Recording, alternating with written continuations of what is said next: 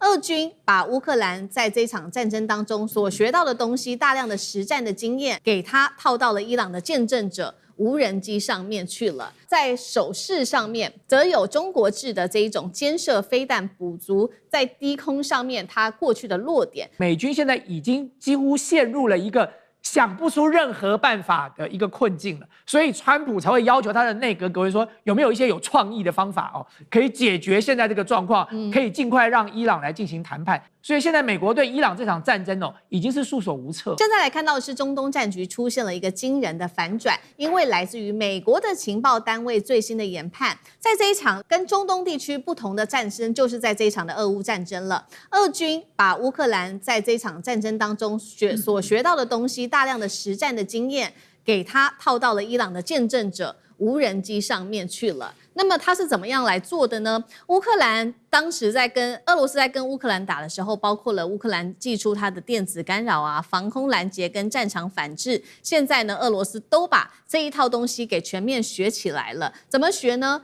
包括了說，每一次烏軍來做干擾的時候，俄羅斯就會修正一次它的導航。每一次被防空系統擊落的時候，俄軍就會調整它的高度跟航線。那麼每一次成功破防有關於這個防空網的時候，他就把這個經驗複製到無人機上面。所以現在等於說，這一套實際的作戰系統，俄羅斯已經完全的都把它交給了伊朗，尤其是用在無人機上面的使用。大家以為說，難道只有無人機嗎？事實上，俄羅斯提供給伊朗的遠遠不止於如此而已，還包括提供給伊朗它的這個長程的打擊能力，提供的就是這些目標的情報跟作戰的經驗等等。好，這個是來自於美方最新的消息。再來，我們看到伊朗還有透過飛彈繼續的快速的攻擊美軍的前線基地，這當中包括了今天特別來看的海巴爾破壞者飛彈，射程大約是1000多公里，機動性非常的強，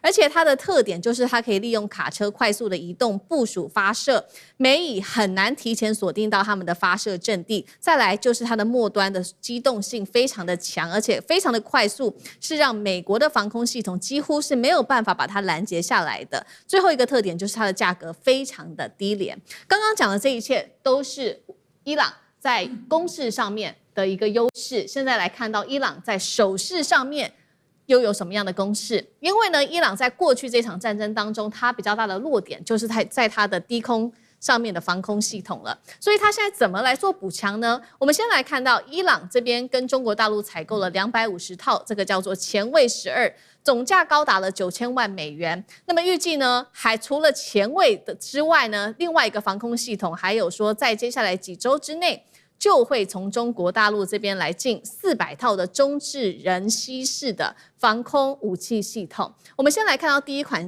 這個武器哦，這個前衛12，它有哪一些重點？包括的射程部分高達了6公里哦，射程非常的遠。那麼射高4公里，具備抗電子干擾的能力，可以低空的打擊，包括了直升機、無人機、巡弋飛彈跟戰機等等。那麼現在美軍最擔心的事情是說，如果它有數百套這種類似的肩射飛彈的話，代表伊朗可以在低空慢慢的部署，把它全部布滿。那麼到時候就會布滿各式的伏擊點在他們的低空的這些空域上面了。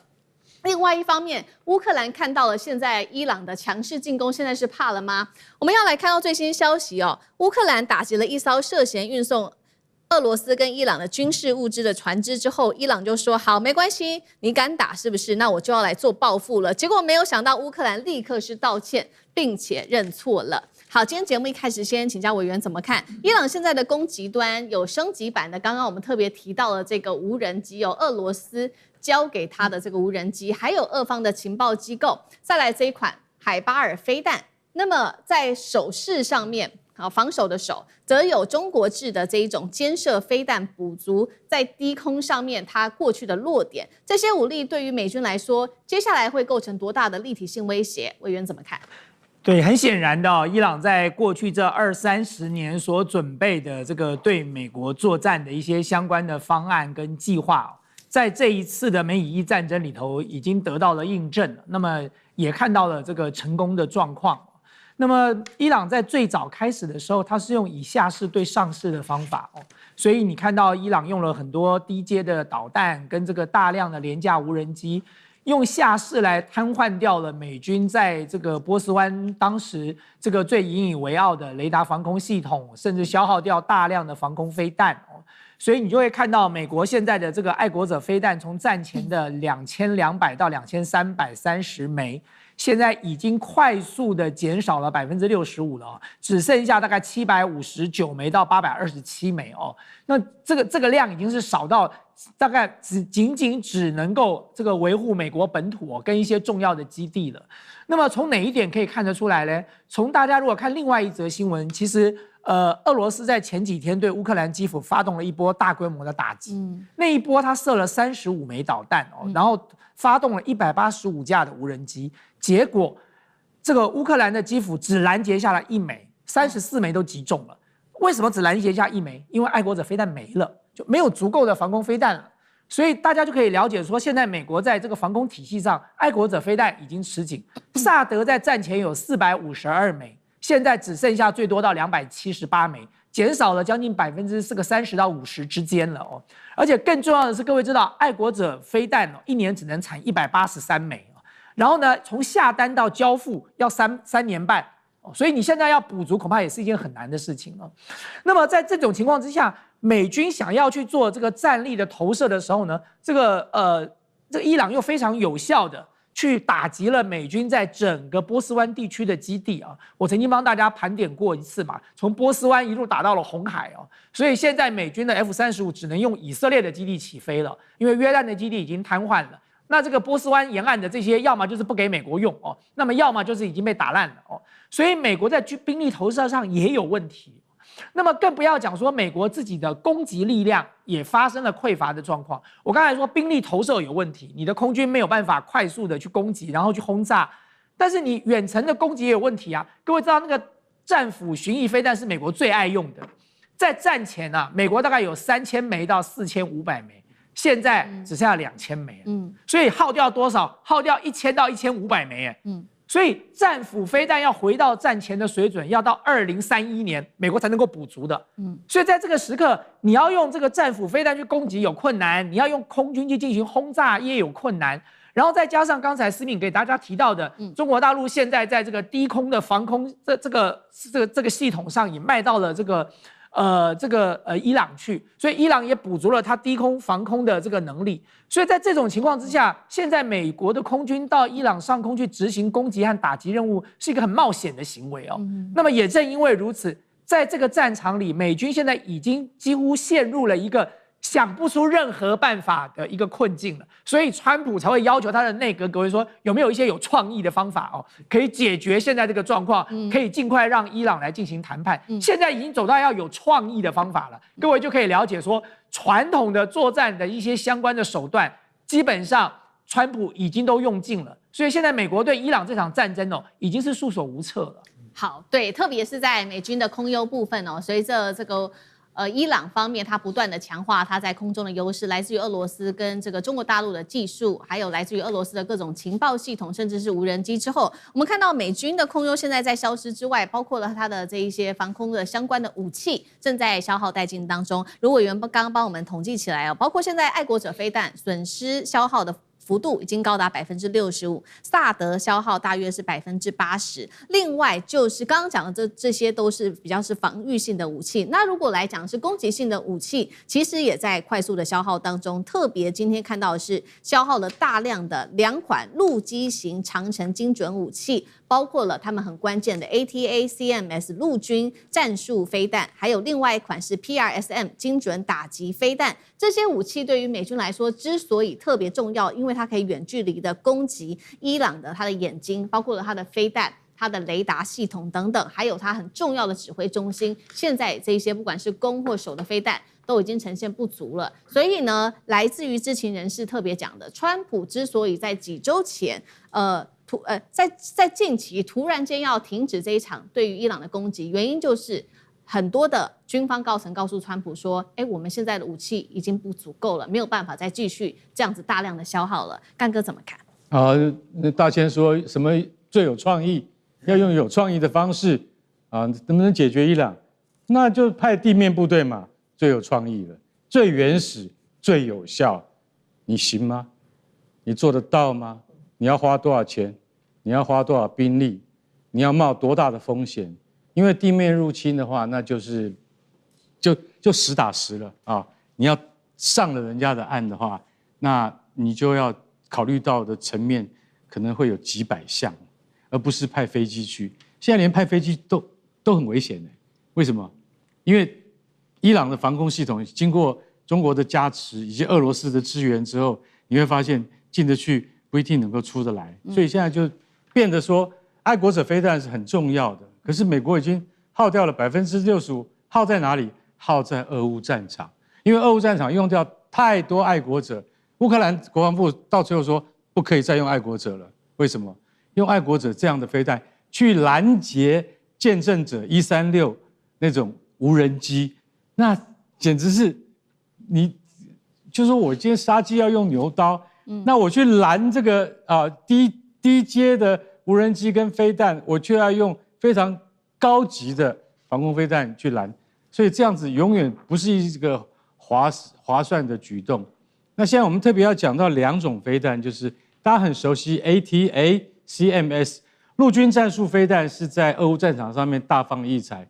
烏克蘭軍方用了這飛彈之後非常滿意，它的射程是300公里，然後烏克蘭一直很想拿來打哪裡？拿來打那個莫斯科，但是美國說絕對不可以打莫斯科。好，陸軍戰術飛彈因為在俄烏戰場上的成功，所以讓美國更加的快速去研發一種能夠取代它的飛彈，叫做 PRSM， 叫做精準打擊飛彈，它就是要取代陸軍戰術飛彈的。那 PRSM 這個飛彈呢，不能再給你烏克蘭了，為什麼？它太貴了，因為它剛剛服役，於是就用在了史詩怒火，也就是2月的史詩怒火，是因為它還在什麼？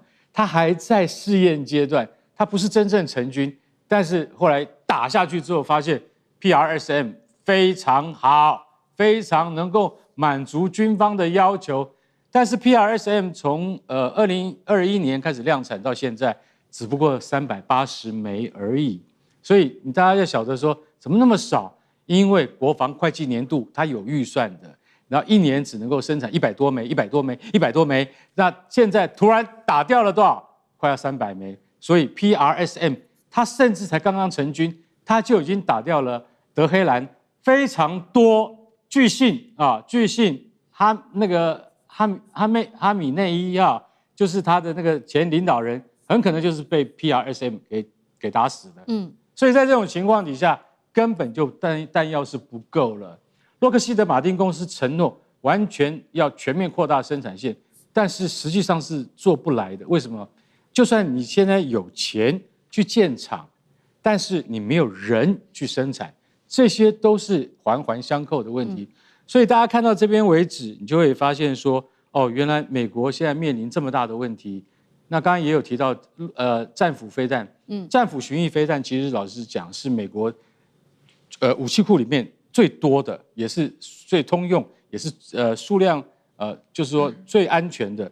可是美國的後續生產沒有跟上來，大家就曉得說，你一定要趕快跟上來。這些事情講的都已經超過半年以上，可是川普的政府有沒有真正在做？其實我們都觀察到，沒有真正在做。因為什麼？因為這牽涉到國防法案，然後他要趕快進行彈藥庫的補足的話，其實老實講，要到下一個會計年度。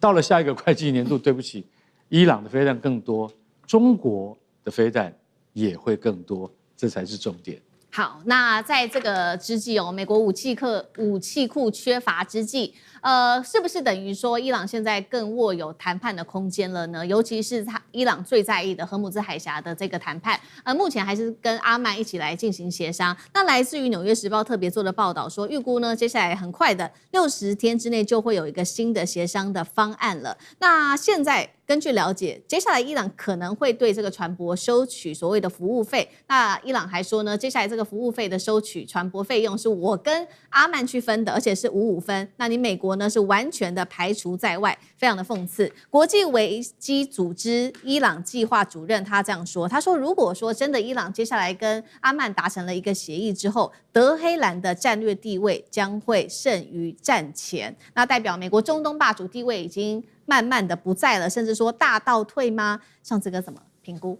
好，這幾天呢，國際油價就迅速的回落到大概81塊美金左右。然後除此之外，黃金也回漲哈。那麼這個狀況都是因為感覺起來這個消息就是荷姆茲海峽是不是要穩定可以通船的呢？這個消息最早其實是來自於美國財政部長貝森特。那貝森特在接受美國的一個媒體訪問的時候，就問他說荷姆茲會不會開？結果貝森特，大家可以去上網去看一下。貝森特說很快就會有一個具體開放的結果。你知道他整個過程結巴巴到一個難以想，然後之後就覺得他那個結巴巴，然後又說不確定等等的。但畢竟還是貝森特話一說，所以剛剛講馬上就油價就下跌了。然後馬上美國當中就有媒體披露說，這個部分伊朗跟美國可能會談到一個60天的自由航行的可能性。現在大概國際間來自於美國方面消息都這麼說。好。但伊朗馬上就說完全沒這回事。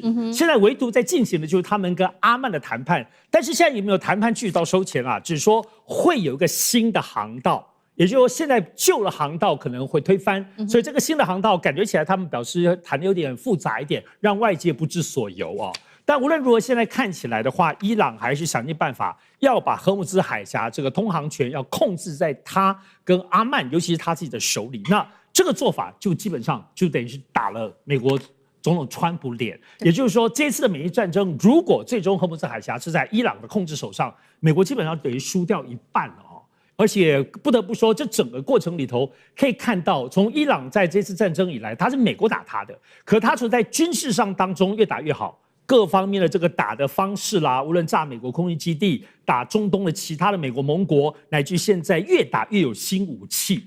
軍事當中，這個戰略跟戰術跟武器都很厲害。其實當然厲害的部分就是經濟手段。荷姆茲海峽控制這件事情，過去大家都不知道荷姆茲海峽的嚴重性啊，但這次基本上就讓這個美伊戰爭抓着這個經濟跟能源的命脈，號令全世界的經濟的動盪來一起對抗美國。但我覺得最重要的還是政治手段。我們看這幾天除了這個美伊戰爭的這個零星炮火之外，伊朗在做什麼事呢？他打電話給很多的國家，包括英國、包括烏克蘭、包括保加利亞、阿塞拜然等等。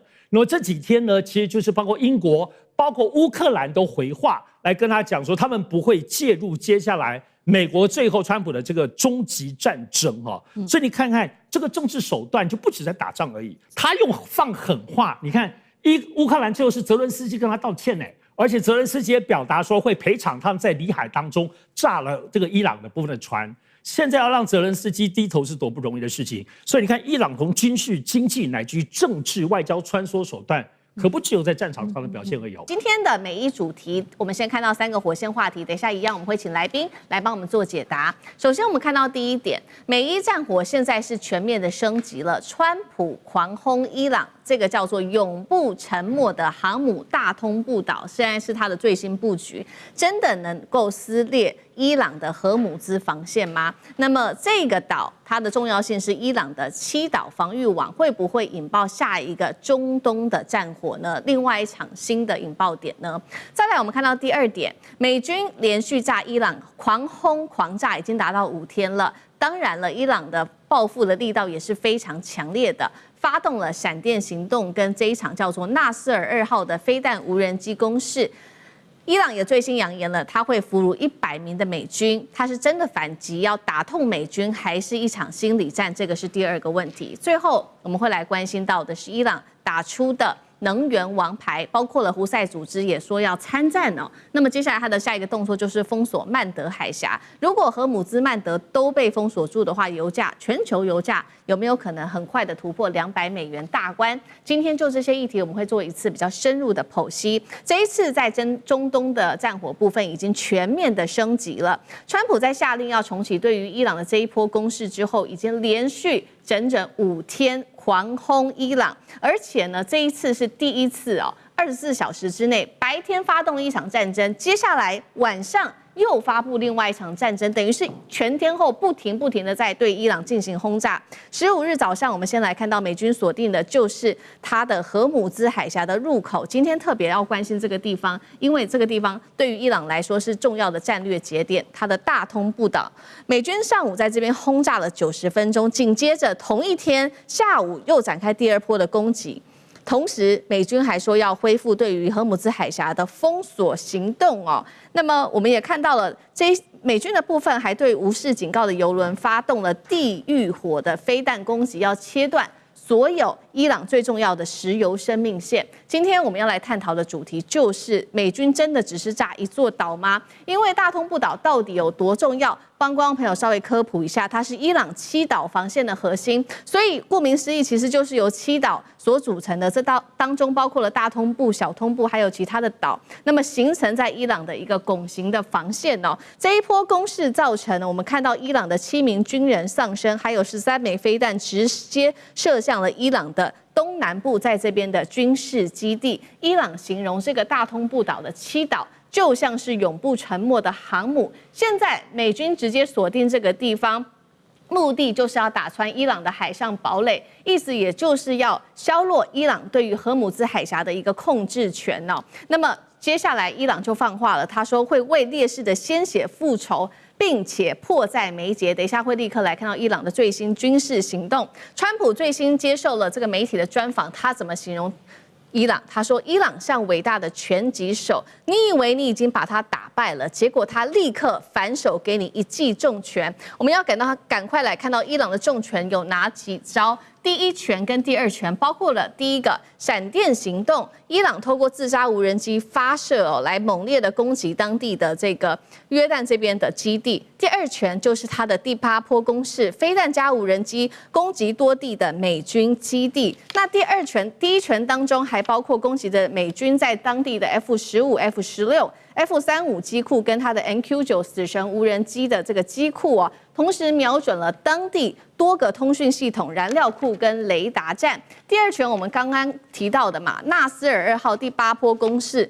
則是瞄準當地的後勤，包括在科威特的後勤中心，還有阿里薩勒姆基地的防禦雷達系統等等。最受關注的是，我們看到伊朗特別公布了一個衛星圖像，說它炸毀了哪些地區呢？包括了在巴林的美軍基地、第5艦隊基地的無人機指揮中心，還有呢這邊的這個謝赫伊薩空軍基地的直升機維修中心跟 P8 電戰機機庫等等。伊朗外長繼續放話，接下來應該會來進行的這一場地面戰，可能會俘虜100名的美軍，把這些美軍帶回伊朗哦。這些攻勢非常的強烈。我們先來關心美國轟炸伊朗的7島，這個叫做永不沉沒的航母，這個天然航線真的能靠空襲摧毀嗎？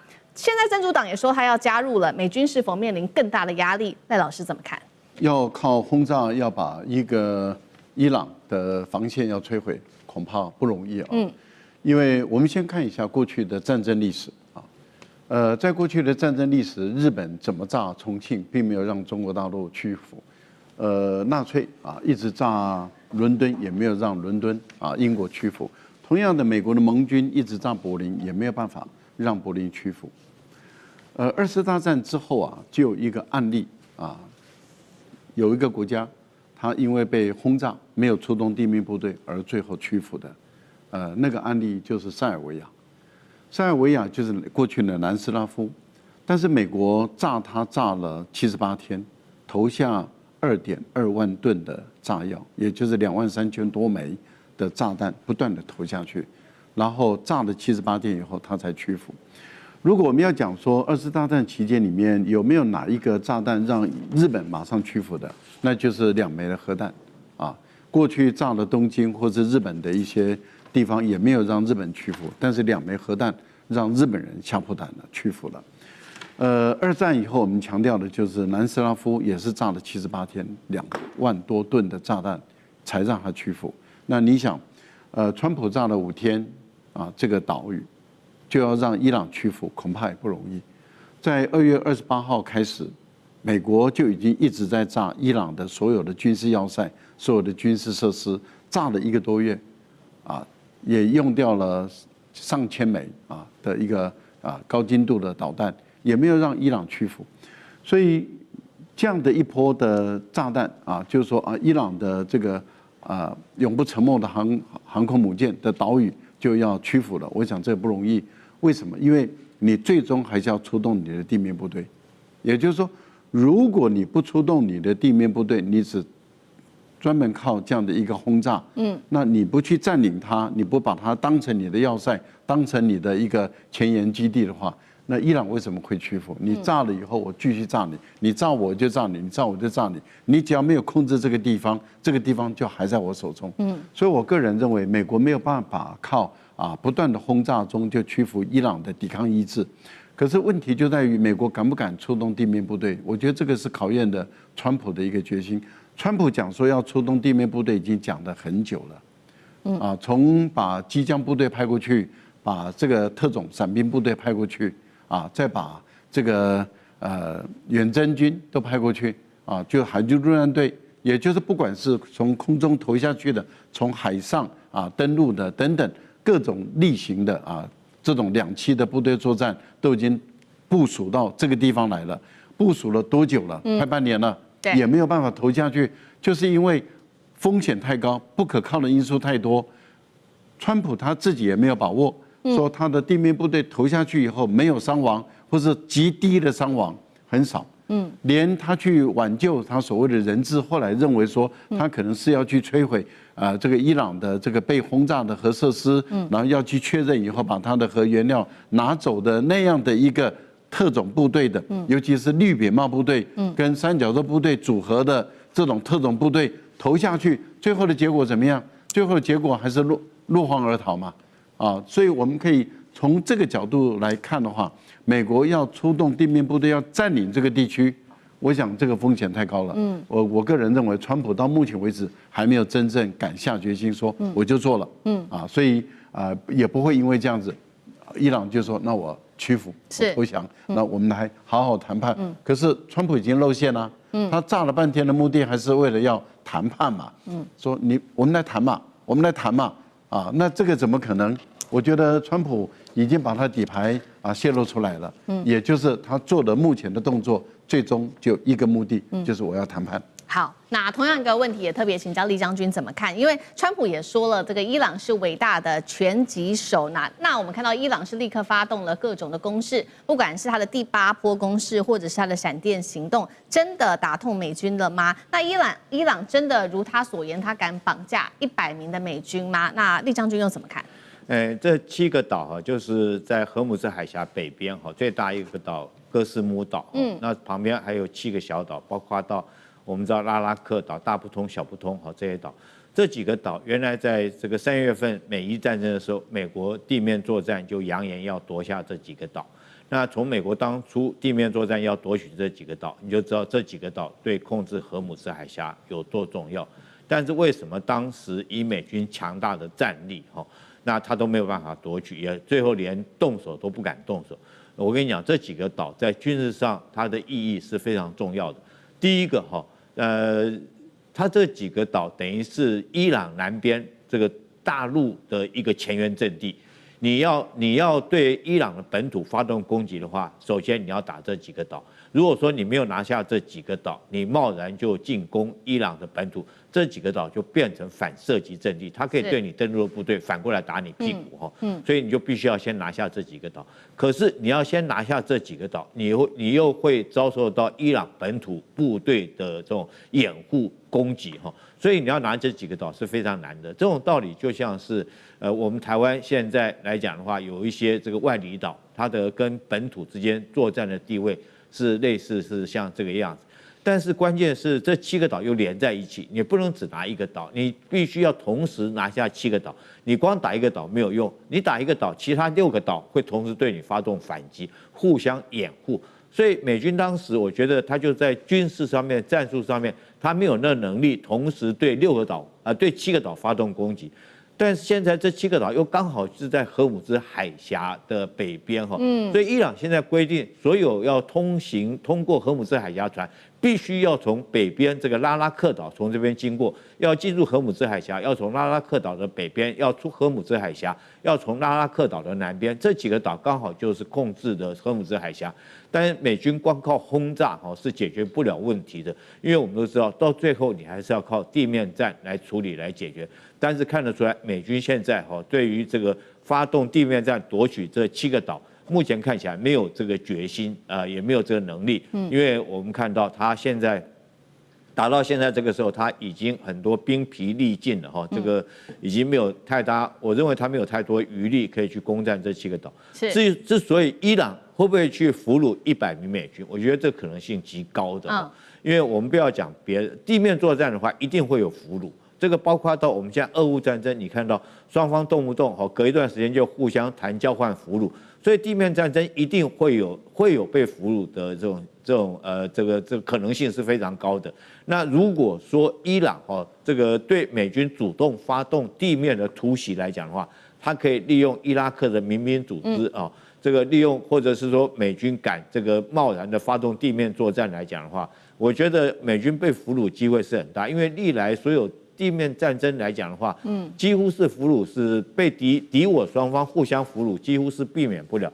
但是問題是，美國以這個國家來講的話，它是絕對經不起這個有美軍被俘虜。如果有美軍被俘虜，大概國內反戰的聲浪就會一波就非常的洶湧。對川普來講的話，他應該是招架不住的。好，那我們看到，眼看這一場戰事逐漸的擴大，甚至已經要到失控了。現在另外一個組織說要加入參戰了，它就是也門的胡塞組織。我們要看到他最新放話，他說，如果呢接下來局勢如現在所發展的繼續再往上升高的話呢，他不排除接下來會來封鎖的是曼德海峽了。那現在就會看到說，不只是荷姆茲海峽被封。曼德海峽未來也可能陷入危機，那大家怎麼看？說這件事情有沒有可能發生呢？這位是倫敦國王學院的專家，他叫做克里格，他特別警告說，這件事情會是伊朗最後的手段，也就是說，只有在革命衛隊認為說全面戰爭已經不可避免的時候，他才會做出這樣子的事情。如果2個能源命脈都被掐住，那全球油價恐怕升高到1桶$200大關，有沒有這可能？這個經濟核彈，楊老師又怎麼看？我覺得稍微有一點危言聳聽了哈。因為歷史上油價最高的時候是2008年7月，多少錢呢？布蘭特原油147塊，這歷史上最高的。而且那個時候很大的原因，當然就是因為美國的金融危機，那再加上國際這個整個能源的需求，那美國的金融危機導致美元的貶值，因為美元的貶值這個貨幣貶值才使得這些價格攀高。所以是這個因素，那會不會因為這一次，你說荷姆茲加上曼德海峽，你必須要了解，胡塞組織對於曼德海峽的封鎖，如果他真的這麼做的話，和伊朗對於荷姆茲海峽的封鎖是不可以劃等號的，因為它在整個地緣、地理，然後呢，整個飛彈以及無人機，還有就是海岸的控制，跟在曼德海峽是不一樣的。曼德海峽之前曾經發生過類似這樣子的紅海的攻擊，所以各國其實都有去做一些排除，因此它會讓油價攀高。我們先來看一下哈，油價在2月27號的時候是72塊美元，我們講的都是布蘭特原油。發生戰爭之後呢，在4月中到6月中2次最高到120塊，這已經是非常高了。然後呢，大概在這段期間到6月中以前呢，大概都是在90塊到95塊之間，其實已經是相對高了。你看72塊到90塊，可是當6月17號他們說要進行和談的時候呢，就一下掉，在這3個禮拜掉到了71塊，那就回到了戰前一樣。戰前一樣。當然這有點預期心理。那現在是多少呢？現在從7月10號到目前為止呢，大概是維持在84塊、85塊。昨天是84.95。今天到目前為止收盤是84.88，所以維持平的。可是還是繼續的轟炸。對，某種程度哈，因為大家剛才賴老師講了，知道川普根本撐不了多久嘛。你就是說7天我要炸你橋樑，然後我就希望你回到談判，所以戰爭不會擴大。然後他給國會的信函裡面說啊，我不會打地面戰，我會是有限度的，我會是一個合適的、適度的攻擊。所以換言之，其實這個油價跟這個股價慢慢的跟川普在那邊一天到晚叫囂真打，但是呢，已經有一點脫鈎了。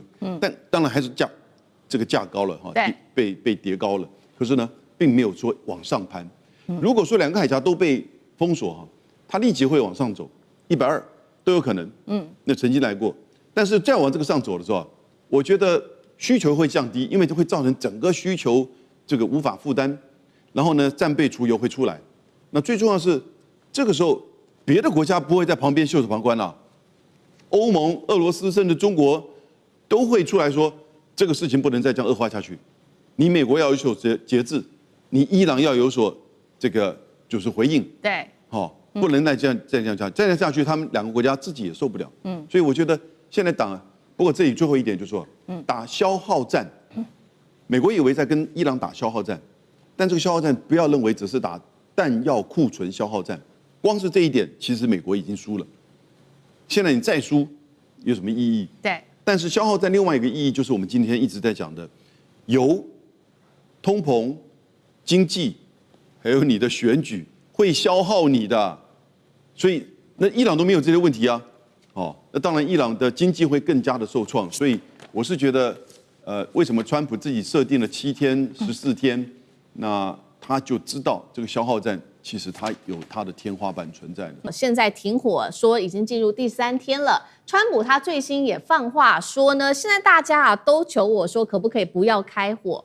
那他另外一方面也說，現在看起來呢，美伊有可能去走向達成一個協議，真的是這樣子嗎？還是他自己在自說自話呢？因為我們看到另外在紅海這邊另外一場戰爭，第2條的戰線已經正式的引爆了，也門胡塞組織開始把目標鎖定的地區就是在沙烏地阿拉伯，直接最新攻擊了沙國的能源命脈。趕快來看到包括了哪一些範圍？包括了東西輸油管線，還有它的阿布蓋格等等全球能源的關鍵設施，在現場爆出了兇猛的火光。來看一段現場最新畫面。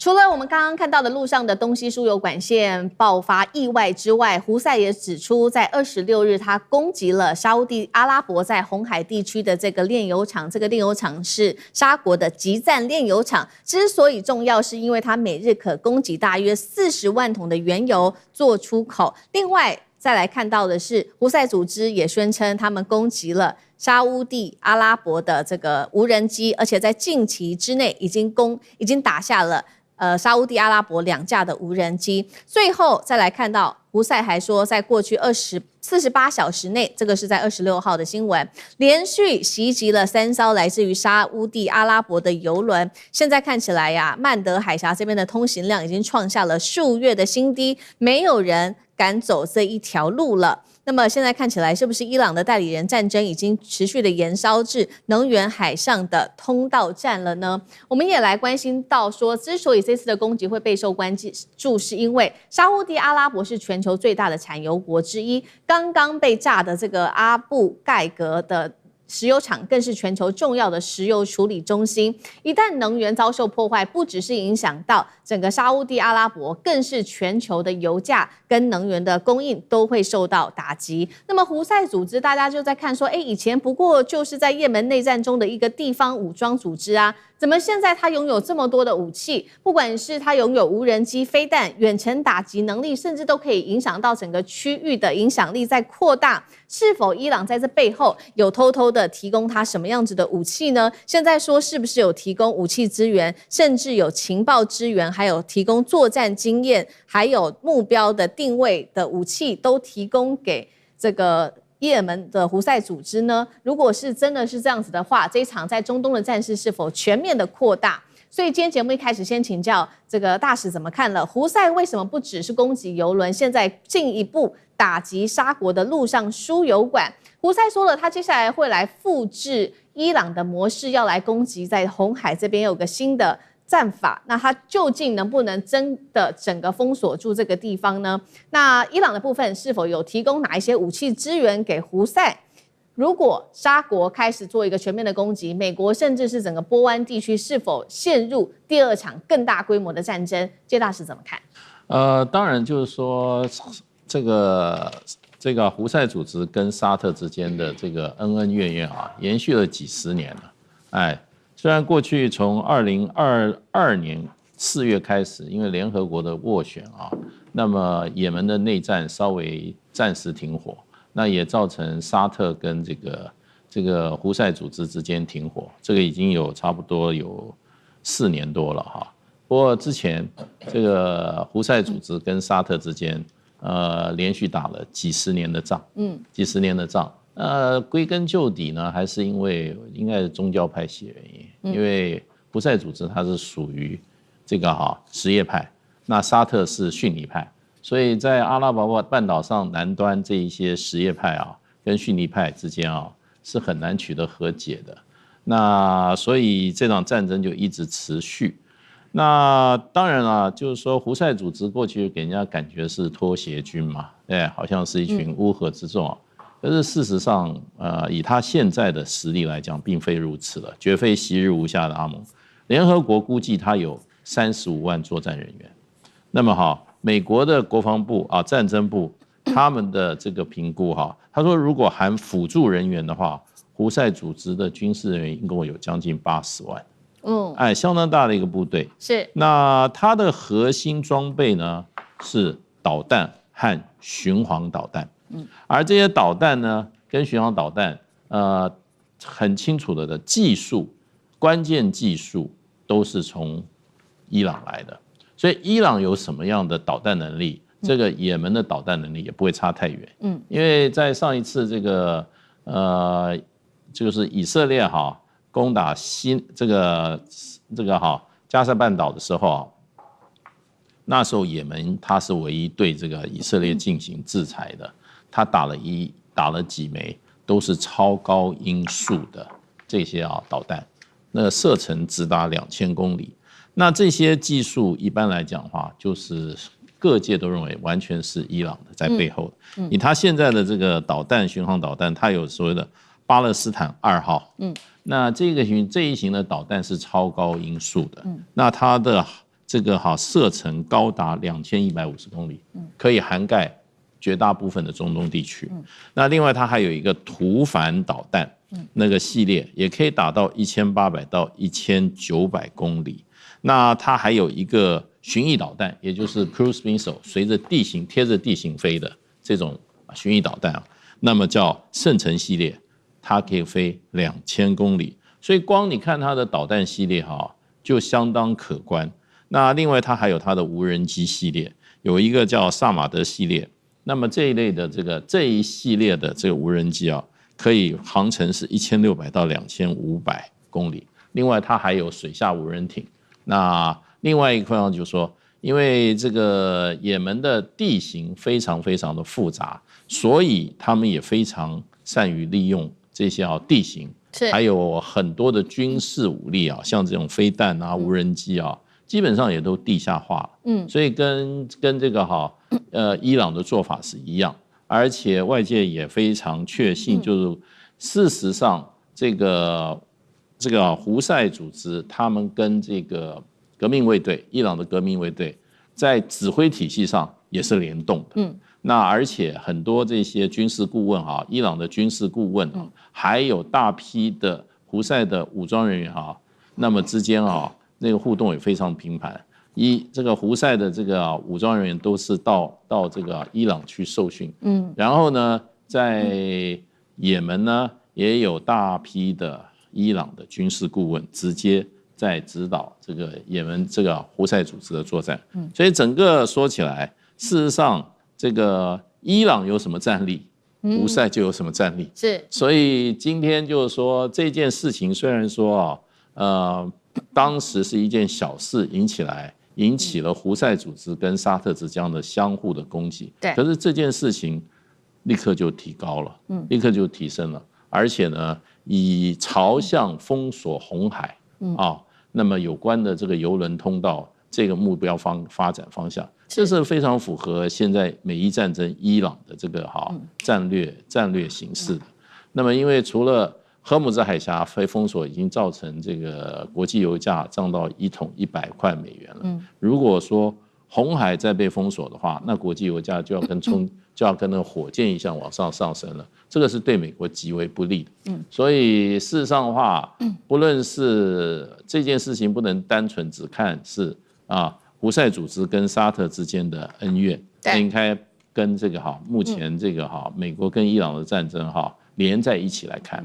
好，所以這個也變成了一場能源戰哦。先是荷姆茲海峽被封鎖，接下來沒想到胡塞這邊他的目標也要把這個紅海給封鎖住。那剛剛也提到了嘛，伊朗這邊提供了很多的技術資源，甚至軍事聯動、武器聯動等等給也門胡塞組織，所以胡塞組織也大幅提升了他的戰力，不管是他擁有導彈、無人機，甚至是無人艇，還有各式的。剛剛大使幫我們提到的各式導彈。那現在除了關注在也門這邊的消息之外，我們也來看到這個伊朗的攻勢持續，尤其呢，他現在攻擊的目標，我們也看到了是在這個約旦的地區，約旦的薩爾蒂空軍基地。今天之所以把這個空軍基地拿出來說，是因為它在中東對於美軍來說是特別重要的一個前進基地。這邊這個基地掌控的資訊包括了有情報的監控、無人機的作戰、空中支援，還有軍事的協調，都是靠這個基地。那伊朗現在打這個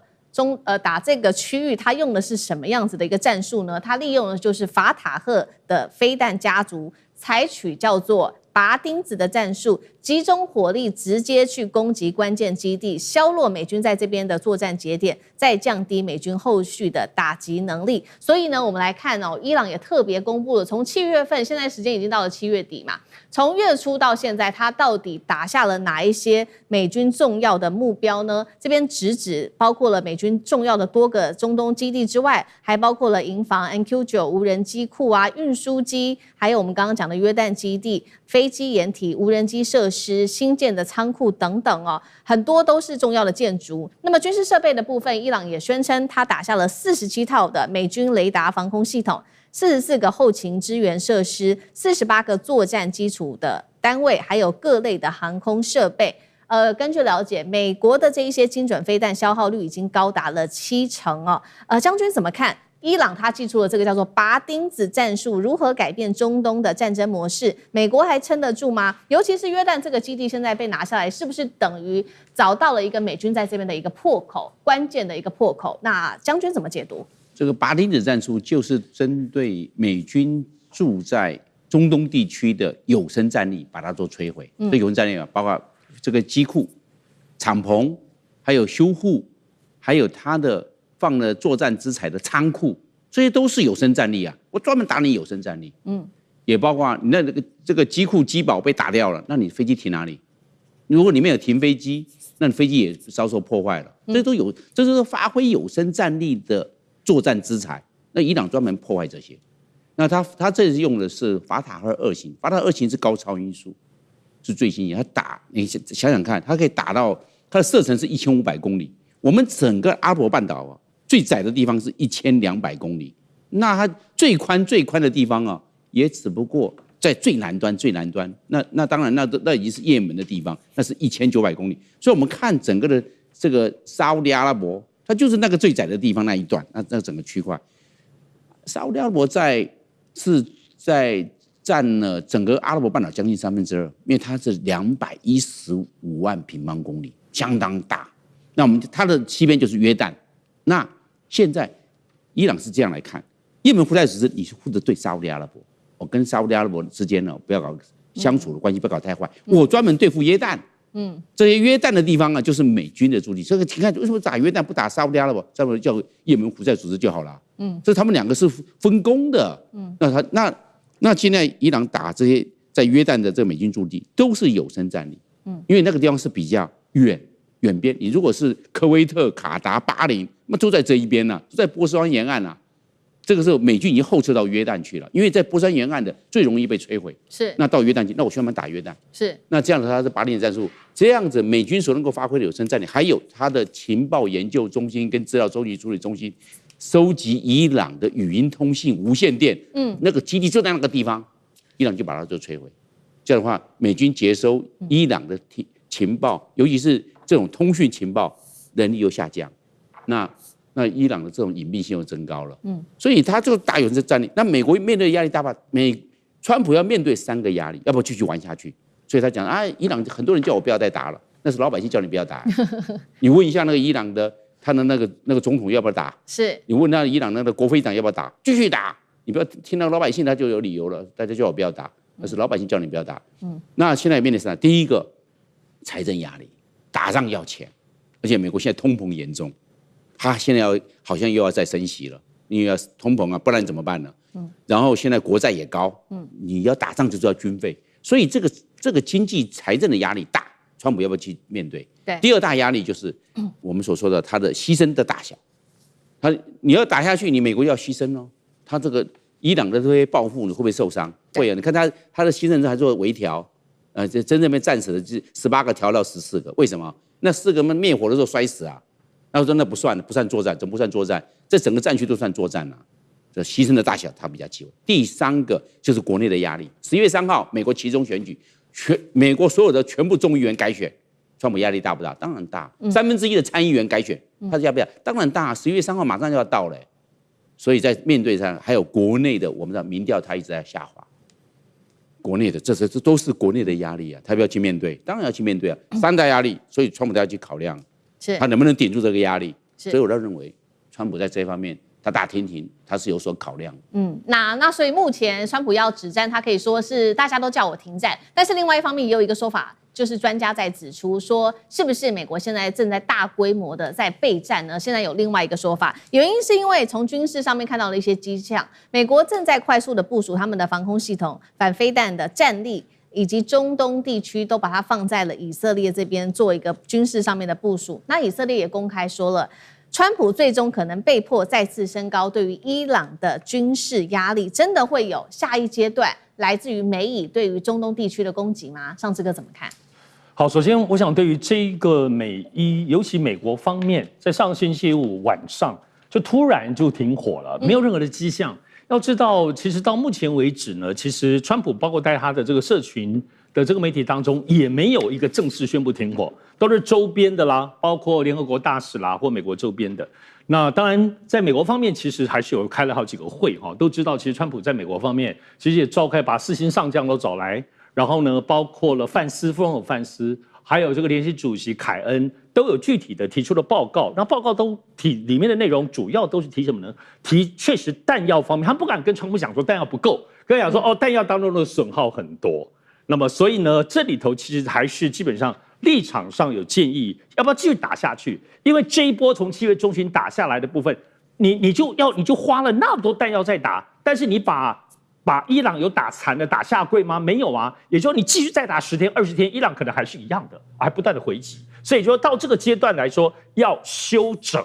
那在戰略上當中，美軍要休整，包括很多的武器的補充跟調度。我想這個部分雖然沒有這樣子公開去講，但是呢，這幾天其實我想最新的全世界的研判，就是這樣研判都是這樣子。不過呢，我們必須得要注意哦，雖然說美伊狀似停火，但是在周邊的部分其實是有很多地方風險繼續擴大的。首先第一個都叫胡塞，就在也門方面，胡塞跟沙特已經打起來了哈，而且這個打當中大家也是不留情面的，而且延伸所及就會對於紅海方面整體的這個原油控制，這裡頭沙特跟阿聯酋大筆的這個輸出要從這個地方繞出去都卡住了。那麼其實在這裡頭其實是現在有在打的這個烽火所在。第二個，其實眾所周知都要特別注意哦，因為這個時間點，大家永遠不要忘記以色列。以色列針對於美伊這一波的停戰，公開表示說，他們保留他們本身的軍事權利，也就是說，他不是跟美國同步的。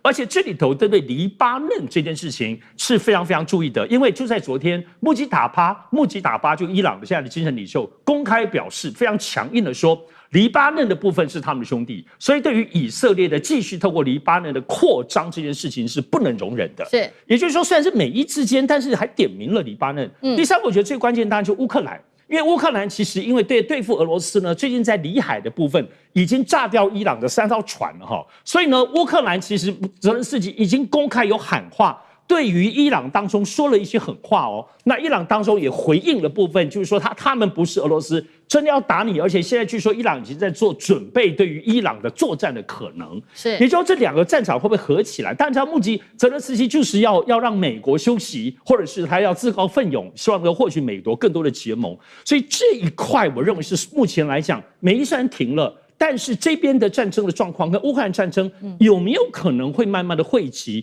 其實這我認為是最大風險，而且值得觀察所在。